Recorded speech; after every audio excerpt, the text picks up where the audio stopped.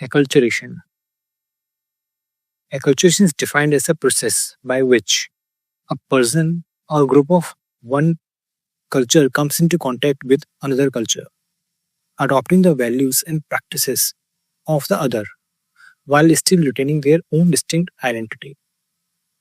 इसका मतलब हो गया एक्लचरेशन उसको बोलते हैं जब कोई पर्सन, कोई व्यक्ति या कोई ग्रुप जो एक कल्चर से बंधा हुआ है, वो जब किसी दूसरे कल्चर से मिलता है तो उस दूसरे कल्चर की कुछ वैल्यूज को, कुछ प्रैक्टिसेस को अडॉप्ट कर लेता है अपनी कल्चर के अंदर, अपने कल्चर की भी कुछ आइडेंटिटी अपने साथ बनाए रखता है जब वो दूसरे कल्चर को अपने में असिमुलेट करता है। तो इस कल्चरेशन मतलब है कि दूसरे की वैल्यूज को भी ले लेते ना और अपनी वैल्यूज को भी संभाल के रखने को अकल्चरेशन कहते हैं।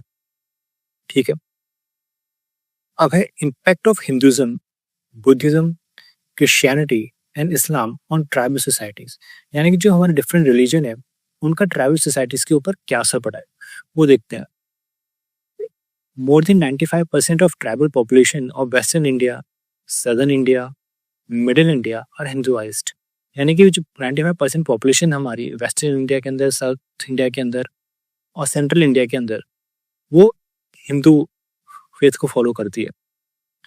जो 5% हमारी ट्राइबल पॉपुलेशन है वो क्रिश्चियनिटी को फॉलो करती है। जो हमें लार्जली मिलते हैं हमें नॉर्थ ईस्ट रीजन के अंदर, कुछ हमें केरला में मिलते हैं, थोड़े बहुत हमें सेंट्रल इंडिया के अंदर भी मिलते हैं। जहाँ तक हम लोग इस्लाम और बुद्धिज्म की बात करें तो उसके फॉलोज जो है वो 0.5% में है। ठीक है, दोनों ट्राइबल पॉपुलेशन के तकरीबन 1% फॉलो करते हैं हमारे इस्लाम और बुद्धिज्म को। ठीक है,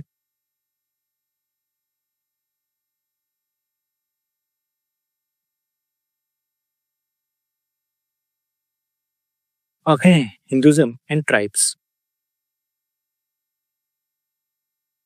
अब देखते हैं लोग हिंदुइज्म और ट्राइब्स कैसे एक साथ काम करते हैं। The increased culture contact between tribal societies and outside world has been largely in the form of peasantization. When any tribal society comes into contact with the neighboring Hindu peasantry, it not only learns the art of cultivation but also adopts the popular and local Hindu beliefs and practices in the process of peasantization. Peasantization का मतलब होता है यहाँ पर farming या किसानी या खेती बाड़ी। ठीक है, जब ट्राइबल सोसाइटीज और जो बाहर की दुनिया है उनके बीच में जो कांटेक्ट होता है, सबसे पहले कांटेक्ट कौन करता है? वो होते हैं खेती वाले लोग, किसानी लोग जो किसानी कर रहे होते हैं या चरवाहे होते हैं। वो उनका कांटेक्ट होता है ट्राइबल सोसाइटी से। उस कांटेक्ट को कहते हैं कि पीजेंटाइजेशन हो गया, यानी कि जो पहले किसान जो होते हैं वो कांटेक्ट करते हैं ट्राइबल्स के साथ। जब उनका कांटेक्ट होता है ट्राइबल्स के साथ तो हिंदू पीजेंट्री होते हैं ज़्यादातर। वो जो किसान होते हैं वो हिंदू होते हैं, हिंदू किसान ट्राइबल्स के साथ कांटेक्ट करते हैं। ट्राइबल्स को से क्या फायदा होता है? ट्राइबल्स जब उन किसानों को कल्टीवेशन करते, हार्वेस्टिंग करते देखते हैं, खेती करते हुए देखते हैं तो उनसे कल्टीवेशन यानी कि खेती बाड़ी करना सीखते हैं, उनसे बातचीत करते हैं। तो उनके कुछ पॉपुलर कल्चर्स होते हैं, उनकी कुछ मान्यताएं होती हैं, उनके तरीके होते हैं उन किसानों के, तो वो उन्हें अडॉप्ट कर लेते हैं। Their preferences in the great epics of Ramayana, Mahabharata, and the presence of their local version of Hindu pantheon and mythology bear testimony of this. इसका मतलब ये है,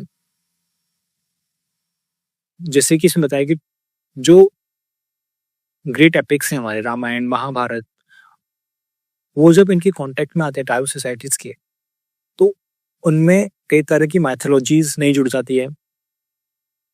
जिसका जो एग्जाम्पल हुई है कि जो आज के समय जो राम कथा बोली जाती है ट्राइबल सोसाइटी में, कम से कम 2 दर्जन से भी ज्यादा राम कथाएं प्रचलित है उनके अंदर।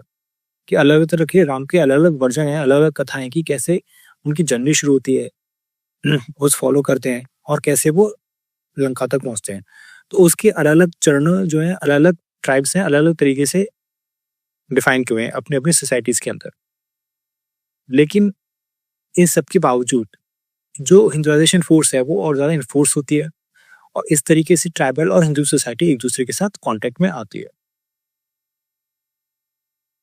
यानी कि पहले वो किसानों के संपर्क में आते हैं, किसानों से वो कल्टीवेशन सीखते हैं, उनके कल्चर को सीखते हैं, उनकी प्रैक्टिसेस को सीखते हैं, उनके रामायण महाभारत जैसी कथाओं को अपने जो बिलीफ्स हैं, अपने जो उनकी ट्राइबल सोसाइटीज की अपने जो कल्चर है उसके साथ मिक्स करते हैं और एक नया वर्जन क्रिएट होता है।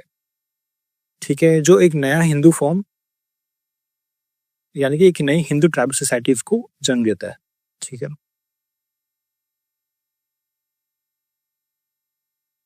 Adoption of Hindu beliefs and values is quite smooth process, यानी कि बहुत आसानी से ही एक दूसरे कल्चर के साथ मिक्स कर जाता है ट्राइबल सोसाइटीज के साथ। इसके लिए किसी तरह की कोई मिशनरी एक्टिविटीज यानी कि कोई एक्टिविज्म नहीं करना पड़ता कि वहां जाना है, उन्हें सिखाना है, ये सब कुछ करने की जरूरत नहीं पड़ी, अपने आसानी से हो गया। जबकि क्रिश्चियनिटी और इस्लाम के अंदर क्योंकि उनके निश्चित सिद्धांत हैं, डॉगमास हैं, तो अगर आपको क्रिश्चियनिटी और इस्लाम में कन्वर्ट होना है तो ट्राइबल से तो उसकी कंडीशन ये है कि आपको पहले अपने पुराने बिलीफ सिस्टम को छोड़ना होगा और एक नए सिस्टम को अपनाना पड़ेगा। ठीक है, जबकि हिंदूज के अंदर ऐसा कुछ भी नहीं है। आप एक समय में ट्राइबल भी रह सकते हो, हिंदूज भी रह सकते हो, बिना उसमें किसी तरह के अपने कल्चर या उसमें बदलाव किए हुए। ठीक है, जबकि क्रिश्चियनिटी इस्लाम काफी इसमें फिक्स्ड है, रिजिड है इसके अंदर कि आपको पुराने तरीके छोड़ के नए तरीके अपनाने पड़ेंगे। In contrast, Hinduism seems quite smooth, compatible with the local tribal culture. Tribal continue with many of values and beliefs and the same time adopt some new ones such as new god, deity. This has been the core of the tribal caste continuum. In Indian society, several tribal communities have been transforming themselves into caste and become sufficiently Hinduized to be described as Hindu. इसका मतलब जो Hindus के साथ जो contact था वो बहुत smooth था, ट्राइबल्स का कंपैटिबल था लोकल ट्राइबल कल्चर के साथ। यानी कि बिना अपने वैल्यूज को, अपने बिलीफ्स को छोड़े उन्होंने नए बिलीफ्स को अपना लिया, नए गॉड्स आ गए, नए देवी देवता आ गए उनकी जिंदगी में।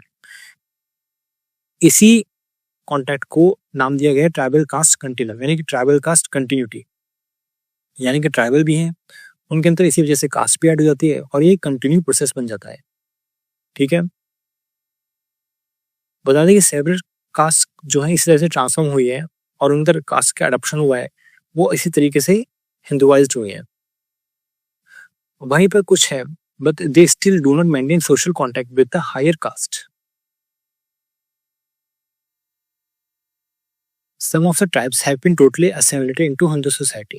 कुछ कास्ट जो पूरी तरीके से हिंदू सोसाइटी के अंदर घुल मिल गई।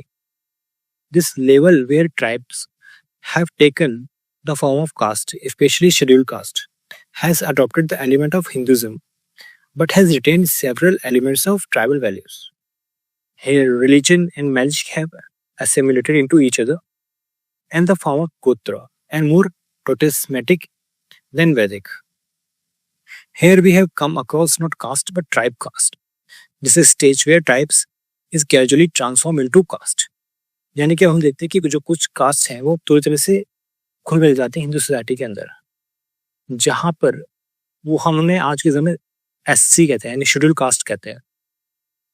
ठीक है, ना कि शेड्यूल ट्राइब की बात नहीं कर, शेड्यूल कास्ट की बात कर रहे हैं यहाँ पर। तो हम उन्हें शेड्यूल कास्ट कहने लगे। उन्होंने कुछ अपने हिंदू एलिमेंट्स अपना लिए, उनके अंदर कास्ट का फैक्टर आ गया, साथ साथ उन्होंने अपनी कुछ ट्राइबल वैल्यूज को भी मेंटेन रखा।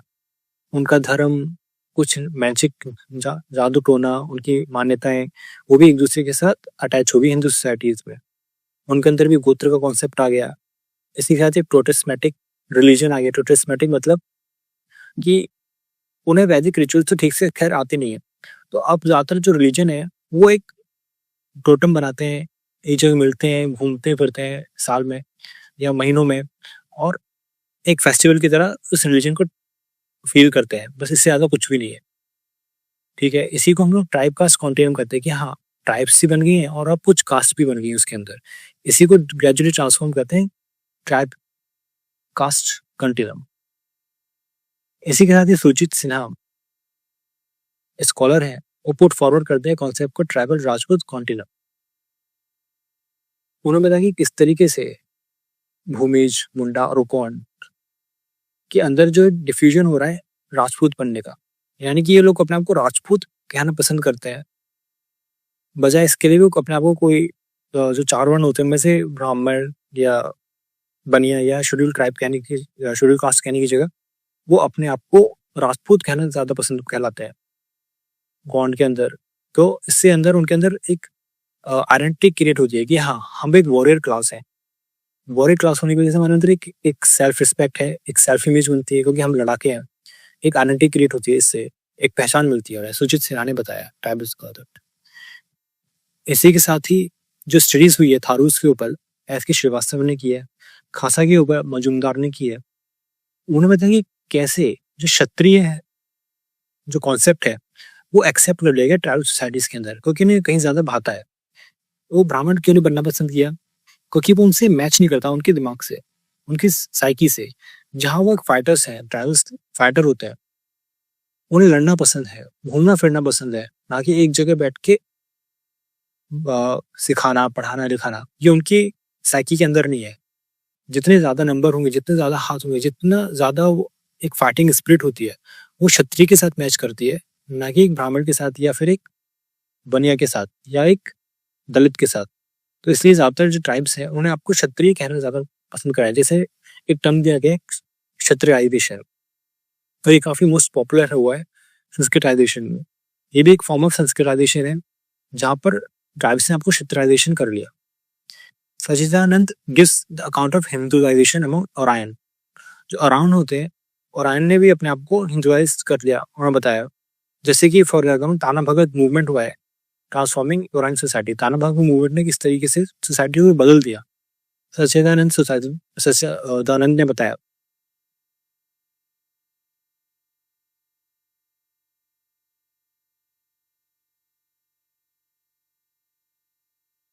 इसी के साथ ही जीएस भट्ट डिस्क्राइब किया कि contribution of the Brahmins in this transformation. उन्होंने बताया कि जीएस भट्ट ने बताया कि ब्राह्मण्स ने किस तरीके से कंट्रीब्यूट किया है ट्राइबल सोसाइटी को ट्रांसफॉर्म करने में। जो बताते कि Brahmins had diffused and propagated Hinduism in two ways. One hand, they offered their service to the tribals, introduced Hindus' belief, practice in them based on mythological evidences, justified they legitimized their claim to the caste if any tribe had low status because of ignoring Vedic and ritual taboos. तो JS Bhatt ने बताया कि किस तरीके से ब्राह्मण ने अपने सर्विसेज दिए, किस तरीके से ट्रांसफॉर्म किया है ट्राइबल सोसाइटीज को। और इसके लिए उन्होंने 2 वेज बताएंगे किस तरीके से ट्रांसफॉर्म किया ब्राह्मण्स ने। पहला तो उन्होंने प्रोपेगेट किया, उन्होंने विस्तार किया इसका।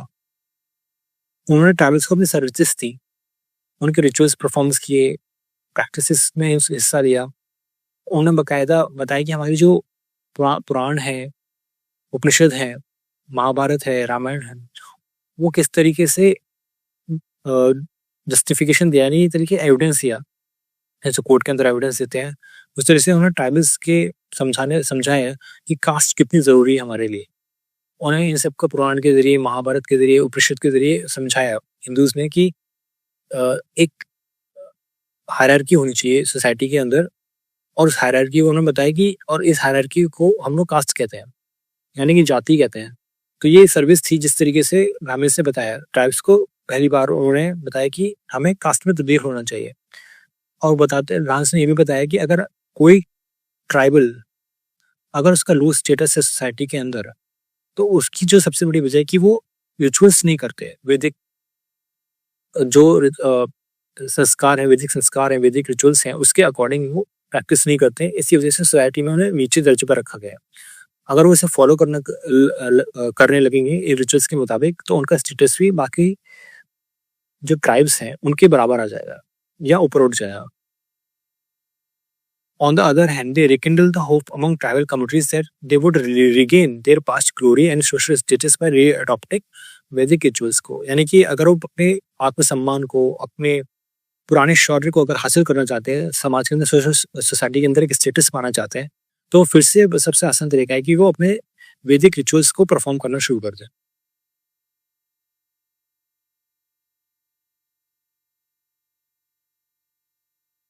आप देखते हैं कि negative impact of tribal due to continue contact with Hinduism. अब हम नेगेटिव एस्पेक्ट को देखते हैं कि ट्राइबल्स ने जब हिंदूज के साथ कॉन्टैक्ट बढ़ाया तो उसके अंदर क्या क्या बदलाव हुआ है।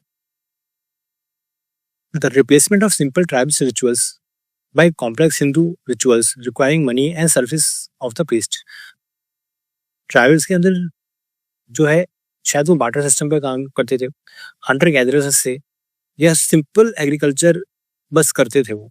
लेकिन जब वो उनके कांटेक्ट में आ गए और जो बाहर के लोगों के अंदर, तो अब उनके जो रिचुअल्स थे अब वो कॉम्प्लेक्स हो गए।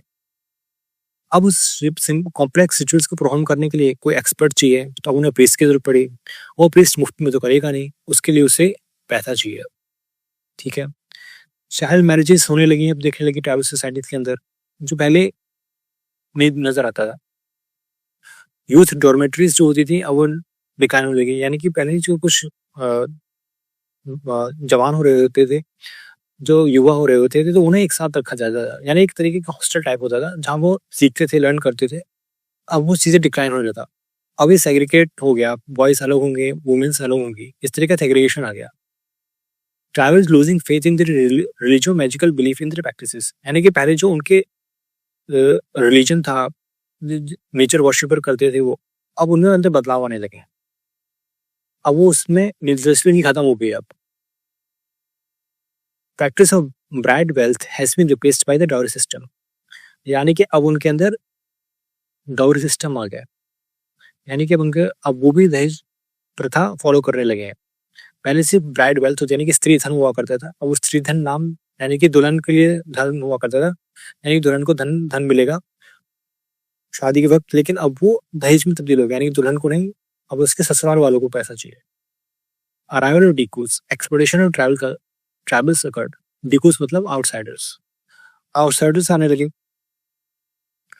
उनके आने से जैसे मनी लैंडर, ब्रिटिशर्स, बाद में ब्रिटिश भी आ गए, आउटसाइडर आ गए, मनी लैंडर्स आ गए, राजा आ गए, अलग अलग एम्पायर्स आ गए, तो अब वो उन्हें एक्सप्लॉइट कर रहे हैं ट्राइबल्स को, तो वो भी अब फेस कर रहे हैं। ये सारे नेगेटिव इम्पैक्ट है हमारे हिंदुज्म कॉन्टेक्ट के ट्राइबल्स के ऊपर।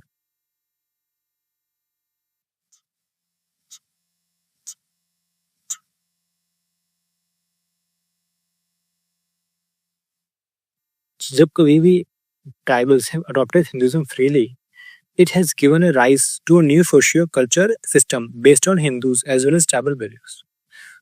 For example, Rajvanshi of Bengal, one hand reached the level of caste society by adopting Hinduism. On the other hand,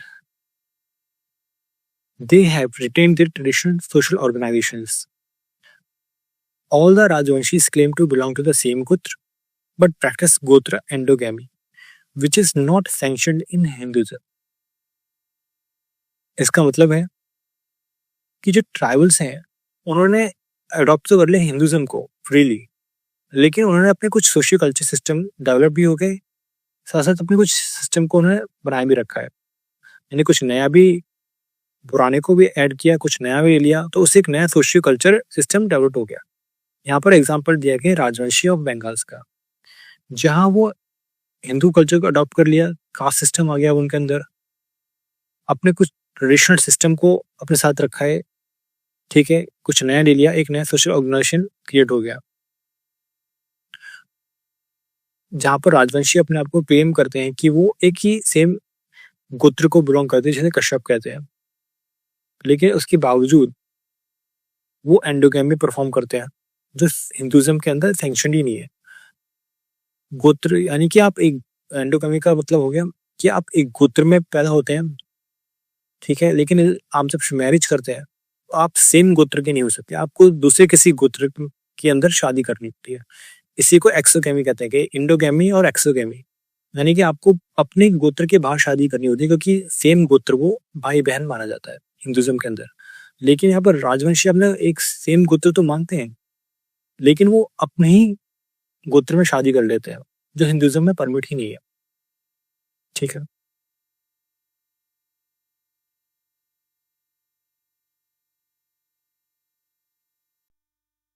अब हम देखते हैं कि बुद्धिज्म का कॉन्टेक्ट होता है ट्राइबल सोसाइटी के साथ, तो क्या असर होता है।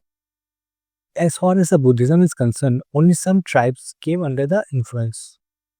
There are, जैसे कि जब कॉन्टेक्ट हुआ था ट्राइबल्स का बुद्धिज्म के साथ, तो इस सबसे पहले ये कहाँ फैला, जैसे कि Bhots of north west Himalaya region के अंदर बुद्धिज़्म के साथ कॉन्टैक्ट हुआ, भूटिया, स्लेपचास, चकमास और नागाज़ का नॉर्थ ईस्ट में कॉन्टैक्ट हुआ बुद्धिज़्म के साथ। अरुणाचल प्रदेश के अंदर हम बुद्धिज़्म देखते हैं, लद्दाख के अंदर लोग बुद्धिज़्म देखते हैं, जो ट्राइबल सोसाइटी जो वहाँ रहती थी उन्हें अफेक्ट किया बुद्धिज़्म ने। An important fact to be noted here is that perhaps no tribal community has adopted a new faith in total.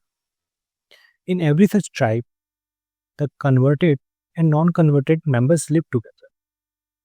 In Arunachal Pradesh, Hementroff says that the Khowas who have converted to Buddhism do not opt out of the social life of their community and continue to participate in the traditional tribal rituals. The Mopas too are elements of ancient born religion that coexist with the dominant Buddhist faith. This shows that even adoption of Buddhism cannot cut through the traditional beliefs and practices. हेमनड्रॉफ ने बताया कि ऐसा नहीं है कि जब जो tribal societies हैं, जब वो हिंदू बुद्धिज़्म के साथ उनका जब कॉन्टैक्ट हुआ तो उन्होंने टोटली बुद्धिज़्म को इन टोटो यानी कि कम्प्लीटली अडॉप्ट कर लिया, बल्कि उन्होंने धीरे-धीरे से अडॉप्ट किया है। जिन्होंने अडॉप्ट किया उन्हें कन्वर्ट कहते हैं, और जो बुद्धिज़्म को जिन्होंने अडॉप्ट नहीं किया उन्हें नॉन कन्वर्ट कहते हैं। तो हेमनड्रॉफ ने देखा कि कन्वर्ट और नॉन कन्वर्ट दोनों साथ-साथ रह रहे हैं सोसाइटीज़ के अंदर। इसी तरह बताया कि जो खोवास हैं, जो कन्वर्ट हुए बुद्धिज़्म में, उन्हें पूरी तरीके से अपनी जो पुरानी जो आइडेंटिटी है, उसे नहीं बदला, बल्कि कुछ बुद्धिज़्म के इफेक्ट्स ले लिए और अपने ट्राइबल सोसाइटीज़ की कुछ कल्चर्स को मेंटेन रखा है। मोपास ने भी बिल्कुल ऐसे ही किया है, जो उनका एंशिएंट बोर्न रिलीजन था, वो को एग्जिस्ट कर रहा है आज के समय बुद्धिज़्म फेथ के साथ। ये बताता है कि किस तरह के अडॉप्शन हुआ है बुद्धिज़्म का, जिसने पुराने जो ट्रेडिशनल बिलीफ सिस्टम है वो आज भी एग्जिस्ट करते हैं, उन्हें कट थ्रू नहीं किया यानी कि छोटा नहीं किया है, उनके साथ साथ जो पैरेलली चल रहा है वो इन ट्राइबल सोसाइटीज़ के अंदर।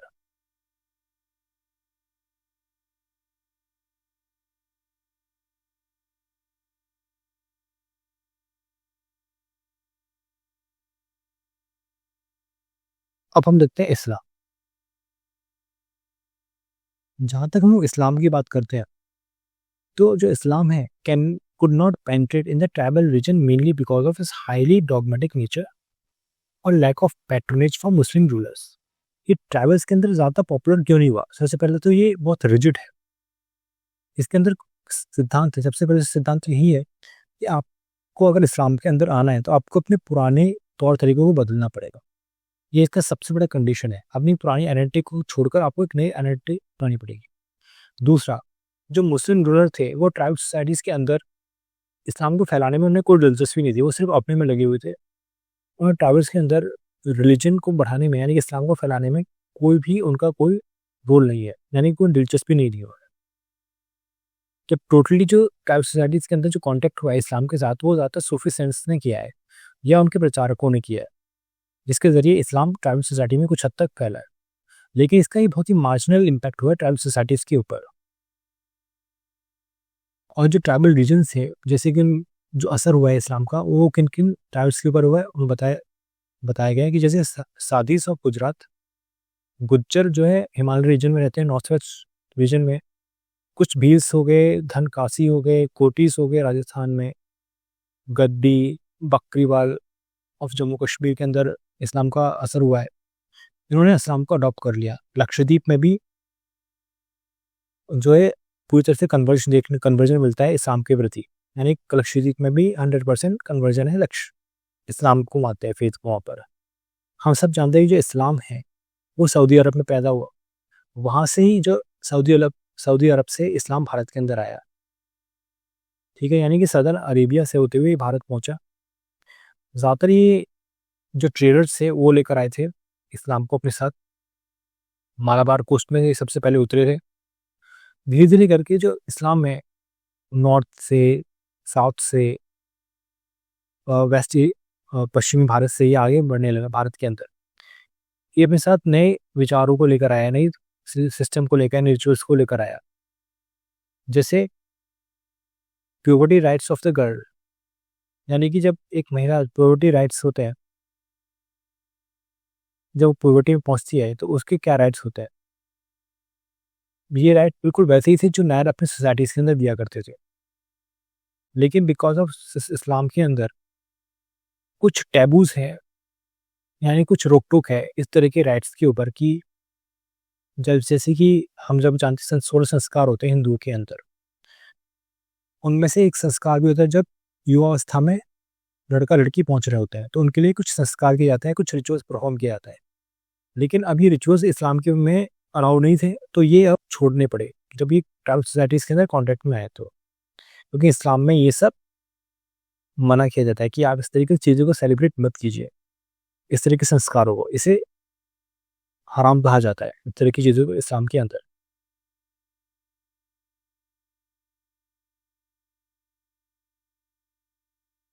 इसके बाद है दूसरा असर बताया, the father has come to assume and use responsibility, practice of Shariat, old rituals are disappearing, folk dance are on decline, though Moplah folk songs are very popular. उन्होंने बताया कि अब इस्लाम के अंदर जो मेल है, वो काफ़ी डोमिनेट करते हैं फीमेल्स से ज़्यादा, जबकि इस्लाम के अंदर दोनों को इक्वालिटी दी गई है। लेकिन जैसे कि एक मेल इस्लाम के अंदर एक मेल डोमिनेंट सोसाइटी रहती है, तो यहाँ पर भी जो मेल है, जो एक पिता, उसे बताया गया कि जैसे एक आदमी है, जब वो पिता बनता है, तो अब उसके अंदर एक नई ज़िम्मेदारी उसके अंदर आ गई है। जबकि इस्लाम में तो बराबर का दर्जा दिया गया है, लेकिन जैसे कि इस्लाम जो लोग फॉलो करते हैं, वहाँ पर एक पैट्रियार्कल सोसाइटी है, पैट्रियार्कल माइंडसेट है, तो अब वहाँ पर आदमियों के ऊपर ज़्यादा ज़िम्मेदारी डाली जाती है औरतों के मुकाबले। अब अब जो रिलीजन आया है, तो किसके फॉलो करता है, कौन-सी प्रैक्टिसेस हैं जिन्हें फॉलो करता है, उस प्रैक्टिसेस को बोलते हैं हम लोग शरीयत। पुराने रिचुअल्स डिसअपीयरिंग होने लगे, फोक डांसेस जो उनके लोक गीत हैं, नृत्य हैं, अब वो डिक्लाइन होने लगे। स्टिल जो मोपिला फोक सॉन्ग्स हैं, उनके संगीत है, वो आज भी काफ़ी पॉपुलर है उनके रीजन्स के अंदर। वो अभी भी डाउन नहीं हुआ, बल्कि उनमें काफ़ी इज़ाफ़ा हुआ है। अगर आप इंडियन इंडिपेंडेंस मूवमेंट पढ़ेंगे, तो मोपिला रिवॉल्ट काफ़ी इंपॉर्टेंट है, जहाँ उनके सॉन्ग्स, उनके कल्चर, उनके डांस काफ़ी इम्पैक्ट करता है विद्रोह के लिए। क्रॉस कज़न मैरिजेज़ अब प्रेफ़र होती हैं, यानी कि अब कज़न्स मैरिज अलाउड हो गई, क्योंकि इस्लाम में अलाउड है, तो जब ट्राइबल्स इनके कॉन्टैक्ट में आए, तो वहाँ पर भी अलाउ हो गया। वुमेन्स जो है, इस्लाम के अंदर उन्हें काफ़ी बराबर तो दिया गया है, लेकिन जैसे मैंने कहा पैट्रियार्कल की सोसाइटी है, तो अब वो स्टेटस नहीं रहा उनका। लेकिन उसके बावजूद हिंदूज़ के मुकाबले या बाकी सोसाइटी के लिए उन्हें काफ़ी से है सोसाइटी के अंदर, इस्लाम के अंदर माना गया है।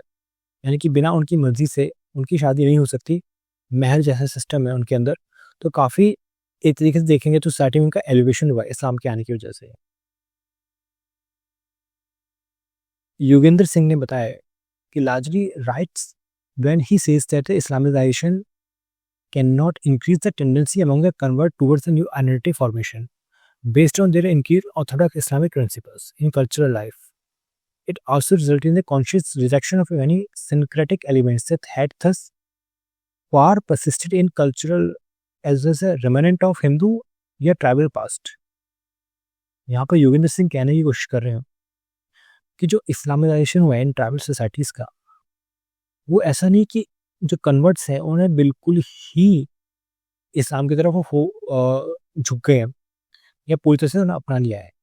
इस्लामिक के अंदर जो ऑर्थोडॉक्स है, यानी कि बहुत ही रिजिड सिस्टम है इस्लाम के अंदर, जो प्योर इस्लाम को उन्हें इसलिए नहीं अपनाया कि उन्हें वो बिल्कुल ही उन पर थोपा गया है, बल्कि उन्हें इसलिए इसलिए भी अपनाया है, जो पुराने जो हिंदू बिलीफ थे, सिस्टम थे, वो उसे छोड़ना चाहते थे। उनके अंदर कई सारी ऐसी बैड प्रैक्टिसेस थी उनके अंदर, जिससे वो तंग आ चुके थे, इसलिए उन्होंने इसे छोड़ दिया और एक नए प्रोग्रेसिव सिस्टम जो उन्हें सामने दिख रहा था, इक्वालिटी दिख रही थी, नया रोल दिख रहा था, जो हिंदूज़ के अंदर अलाउ नहीं था, कास्ट सिस्टम भी था इस्लाम के अंदर, वो उन्हें ज़्यादा भाया और इसी वजह से उन्होंने टोटली जो पुराना सिस्टम था हिंदूज़ का, उसे उन्होंने रिजेक्ट कर दिया टोटली। इसी तरीके से इस्लामाइजेशन हुआ है, यानी कि उन्होंने नया भी अपनाया है और पुराना जो सिस्टम था उन्होंने टोटली रिजेक्ट किया है कि हम पुराना हिंदू कल्चर नहीं अपनाना चाहते, उनके अंदर बुराइयाँ हैं, इसकी वजह से हमें छोड़ रहा है। ये योगेंद्र सिंह बताने की कोशिश कर रहे हैं अपने इस आर्गूमेंट पे। सच ऑर्थोडॉक्स ऑर्गेनाइजेशंस जैसे Tablighi Jamaat have been forefront in their endeavor to weed out the pre-Islamic culture elements in the name of Islamic purity. However, the opposite trend also visible among not only Muslim tribes but also general Muslim population too. यहाँ बता रहे हैं कि कुछ जैसे तबलीगी जमात है वो काफ़ी फोर फ्रंट पर रही है इस्लाम को फैलाने में। साथ साथ वो जो पूरी इस्लामिक कल्चर है उनके अंदर ट्राइबल्स के अंदर उनको कैसे ख़त्म किया जाए और इस्लाम के अंदर पूरी तरीके से अडॉप्ट किया जाए, उसमें तबलीगी जमात का काफ़ी इंपॉर्टेंट रोल बताया योगेंद्र सिंह ने। लेकिन हम ये भी देखते हैं, योगेंद्र सिंह ने ये देखा कि इसका एक अपोजिट ट्रेंड भी है कि जहाँ तबलीगी जमात इस्लाम को फैला रही थी, वहीं इसका अपोजिट भी देखने को मिल रहा था कि जो जो ट्राइब्स हैं या फिर जो जनरल मुस्लिम्स हैं, वो जो लोकल हिंदू ट्रेडिशंस हैं उनके साथ वो इंटरमिंगल कर रहे हैं। यानी कि कुछ जो लोकल मिथ है, लोकल कल्चर है हिंदूज़ का मेजॉरिटी के साथ, वो उनके साथ उनके कल्चर को भी अपना रहे हैं साथ-साथ में। यानी कि पूरी तरह से वो इस्लाम की तरफ जा रहे हैं। तो ये भी बता रहे हैं कि अपोजिट ट्रेंड देखने को मिल रहा है। यानी कि वो उनके साथ बैठ रहे हैं, घुल-मिल रहे हैं, उनके साथ इंडिपेंडेंस मूवमेंट में हिस्सा ले रहे हैं भारत में, पढ़ भी रहे हैं, लिख भी रहे हैं उनके साथ, उनके त्योहारों में भी शामिल हो रहे हैं, ठीक है। इससे पता चल रहा है कि वो बहुत सारे जैसे कि कास्ट सिस्टम उनके अंदर आ रहा है, इस्लाम के अंदर एंटर हो रहा है। तो उनमें है कि ये एक तरीके का जहाँ तबलीग जब इस्लाम फैला रही है, वहीं इसका अपोजिट ट्रेंड भी देखने मिल रहा है कि ट्राइबल्स के अंदर भी कास्ट आ रहा है, मुस्लिम के अंदर भी वो कास्ट सिस्टम आ रहा है, हिंदूज़ के बहुत सारे जो प्रैक्टिसेस हैं, अब ये लोग भी फॉलो करने लगे हैं। तो एक अपोजिट ट्रेंड भी देखने को मिल रहा है। ये योगेंद्र सिंह बताना चाह रहे हैं अपने इस आर्गुमेंट के ज़रिए।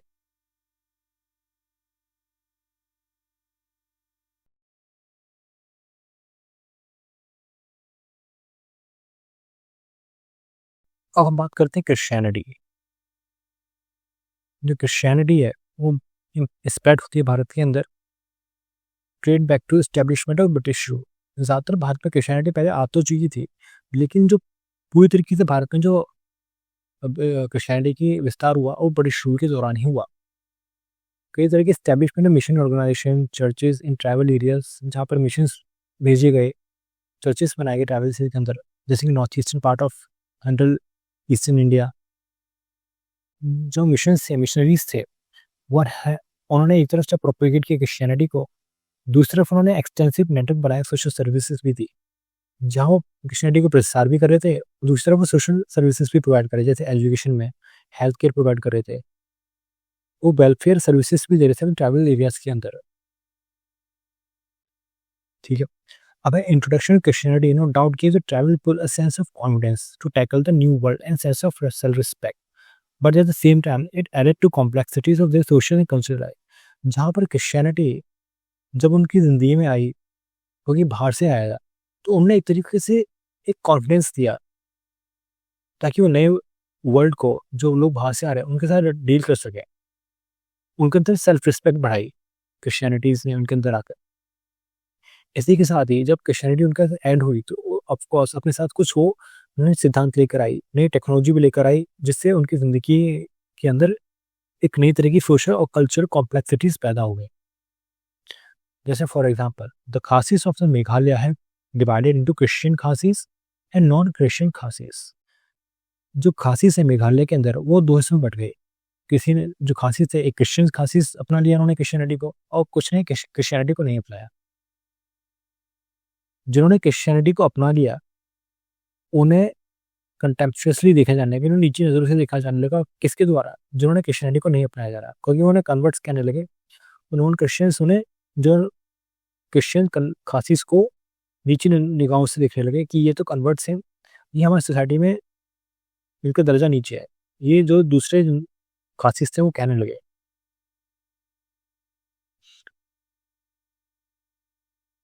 अब है नेगेटिव इम्पैक्ट्स ऑफ क्रिश्चियनिटी। अब नेगेटिव इम्पैक्ट क्या है क्रिश्चियनिटी की जो ट्राइबल्स के ऊपर हुए? पहला, unlike Hinduization of tribes, adoption of Christianity leads to sudden and radical departure of past.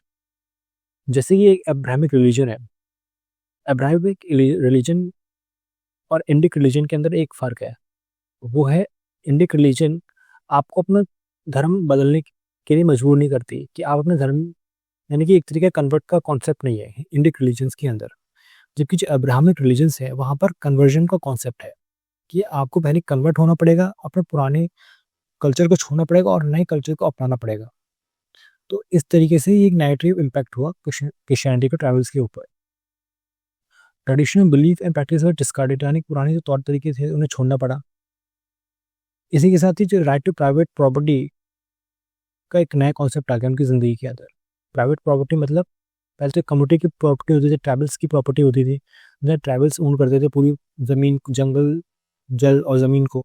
लेकिन अब प्राइवेट प्रॉपर्टी कॉन्सेप्ट आ गया, यानी कि आप एक इंडिविजुअल के पास अपना ही घर होगा, अपने जानवर होंगे, अपनी खेती बाड़ी ज़मीन होगी। तो ये प्राइवेट प्रॉपर्टी का कॉन्सेप्ट आ गया। पैट्रियार्कल सिस्टम आ गया। ट्रेडिशनल सिस्टम था यूथ डॉर्मेट्रीज का, वो ख़त्म हो। In certain situation Christianity adopted tribal people as a sign of revolt against exploitation by landlords, moneylenders and traders. यानी कि कुछ ट्राइबल्स ने जब क्रिश्चियनिटी अपनाई थी उन्होंने एक as a sign of revolt, यानी ये एक तरह के विद्रोह के तौर पर से अपनाया। विद्रोह किसके खिलाफ कर रहे थे? जो आउटसाइडर्स थे, लैंडलॉर्ड्स के खिलाफ, मनी लेंडर्स के खिलाफ, ट्रेडर्स के खिलाफ, जो उन्हें परेशान कर रहे थे, उनका एक्सप्लोटेशन कर रहे थे। और ज़्यादातर ये लोग कौन थे? वो हिंदूज थे। लैंडलॉर्ड, मनी लेंडर्स, ट्रेडर्स जो उन्हें एक्सप्लॉइट कर रहे थे ट्राइबल्स को। तो इसलिए उन्होंने क्रिश्चियनिटी को अपना लिया ताकि उससे निजात पा सकें इन लोगों से, और उन्हें बता सके कि हमें तुम्हारा एक्सप्लोटेशन पसंद नहीं आ रहा। जिसमें से एग्जांपल दिए गए द कोल्ड रिबेलियन ऑफ 1932। ठीक है, इसी के साथ ही बताया कि स्प्रेड ऑफ क्रिश्चियनिटी इसी वजह से छोटा नागपुर रीजन में क्यों फैली, क्योंकि जो एक्सप्लोटेशन हो रहा था बाहर के लोगों द्वारा, उसकी वजह से कोल्ड रिबेलियन हुआ। कोल्ड रिबेलियन की वजह से वहाँ पर क्रिश्चियनिटी को एक अडॉप्शन मिली, कि मान्यता मिली कि ये एक साइन है रिवोल्ट का अगेंस्ट इन हिंदूज एक्सप्लोटेशन। जो लैंडलॉर्ड सारे मिलियनर्स आ रहे हैं जो ज़्यादातर हिंदूज हैं, तो उनके एक रिवॉल्ट के तौर पर, एक सिंबल के तौर पर से क्रिश्चियनिटी को लिया गया।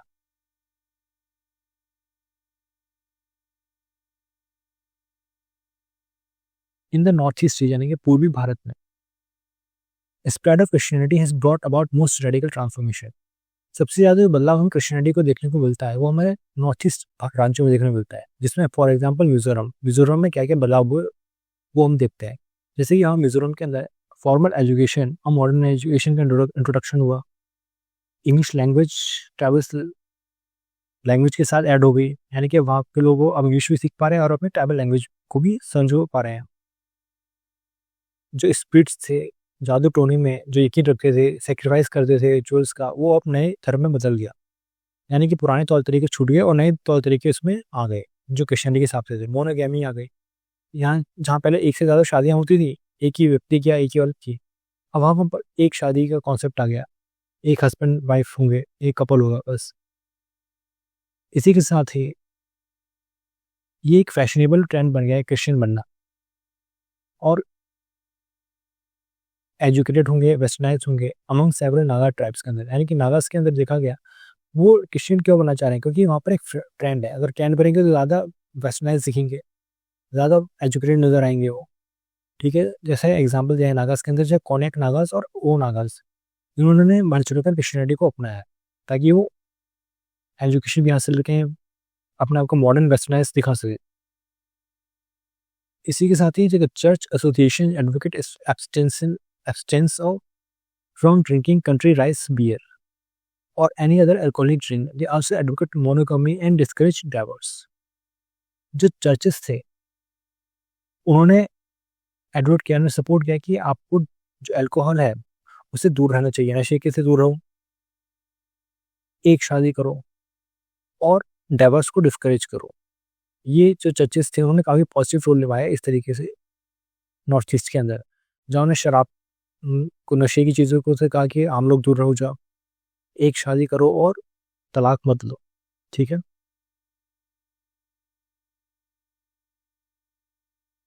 इसी के साथ ही हम देख रहे हैं British anthropologist advocated the isolation.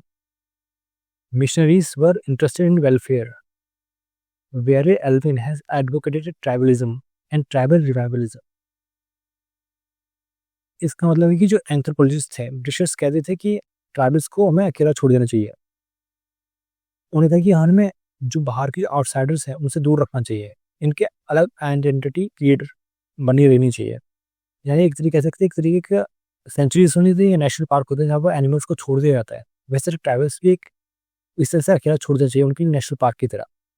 जबकि मिशनरीज कह रहे थे नहीं, हमें इनके बीच में जाना चाहिए और उनके अंदर जो बुराइयां ने खत्म करना चाहिए और सोशल वेलफेयर की तरफ इन्हें लेके जाना चाहिए। जो वेलफेयर एल्बिन थे, वेरी एल्बिन ब्रिटिश एंथ्रोपोलॉजिस्ट थे, वो ट्राइबलिज्म को सपोर्ट कर रहे थे। यानी कि वो भी आइसोलेशनिज्म को प्रमोट करते थे कि इस तरीके से हम ट्राइबल्स को देख पाएंगे, उनके हाथ पर छोड़ देना चाहिए उन्हें। वो जैसा चाहे उन्हें वैसे रहना चाहिए, जैसे कि जानवरों को जंगल में छोड़ दिया जाता है अकेले रहने के लिए और बस दूर से ऑब्जर्व करो कि कैसे रहे। सेम वो भी एल्विन भी वही कहते थे कि इन्हें इस तरीके से छोड़ देना चाहिए नेशनल पार्क बनाकर या एक सेंचुरीज की तरह, और इन्हें बस ऑब्जर्व करो, इनकी जिंदगी में दखल देने की जरूरत नहीं है। जबकि घुरे टोटली इसके अगेंस्ट थे, उन्होंने कहते कि नहीं, ये तो बैकवर्ड हिंदूज हैं, इन्हें सोशल मेन स्ट्रीम के अंदर आना चाहिए। यानी कि जो मेन स्ट्रीम सोसाइटी है उसके अंदर इन्हें लेकर आओ और बकायदा इन्हें एजुकेट करो, शिक्षित करो और इन्हें मेन स्ट्रीम करो।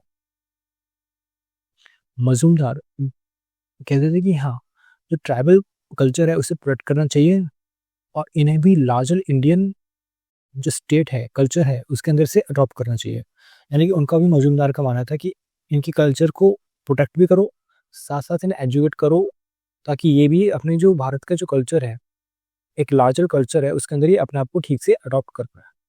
ये मजूमदार का कहना था।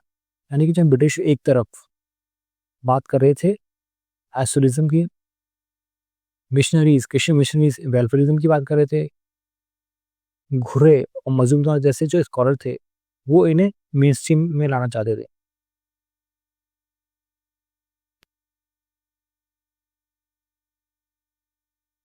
हम ये देखते हैं कि अब इसका कंक्लूजन करते हैं। Competition in the propagation of religious faith in secular India has the dangerous potential for promoting the worst type of communalism. Bharat में ये देखा गया है कि भारत के अंदर जो मल्टी रिलीजियस सोसाइटी है और हमने अपने कॉन्स्टिट्यूशन के अंदर एक सेकुलर इंडिया को चुना है, अगर हम किसी एक रिलीजन को इस तरीके से बढ़ावा देते हैं तो हमने देखा है कि भारत के अंदर बहुत ही डेंजरस टर्न ऑफ इवेंट ले लेता है और कितने खतरनाक नतीजे होते हैं इसके। तो उस खतरनाक नतीजों को एक एक्सट्रीम कम्युनिज्म की तरफ से देखा गया है। एक्सट्रीम कम्युनिज्म मतलब जैसे हम नक्सल्स को देखते हैं कि कितने एक्सट्रीम वायलेंस करते हैं वो, तो जो रिलीजन है वो कब वायलेंस में तब्दील हो जाएगा वो हमें देखने को मिलता है। एक let the tribal people enjoy their cultural autonomy, make their own decisions, participate in the nation building process as equal partner in progress, retaining their self respect and keeping their heads high। यानी कि हमें उनके जो tribal population है उनकी culture autonomy देनी चाहिए, यानी कि जैसे रहना चाहे उन्हें हमें रहने देना चाहिए। हाँ, नेशन बिल्डिंग में हमें उनकी मदद चाहिए ताकि वो भी हमारे नेशन बिल्डिंग में प्रोग्रेस करें, उनकी आइडेंटिटी को, उनके सेल्फ रिस्पेक्ट को मेंटेन रखना चाहिए ताकि वो भी सम्मान के साथ देश की बिल्डिंग में समाज के साथ बराबर की कंधे से कंधा मिलाकर चल सके। बिना उनकी कल्चर को अफेक्ट किए हुए भी ये किया जा सकता है। इस कंक्लूजन का पूरा ये लबोलुआब है पूरा, ठीक है।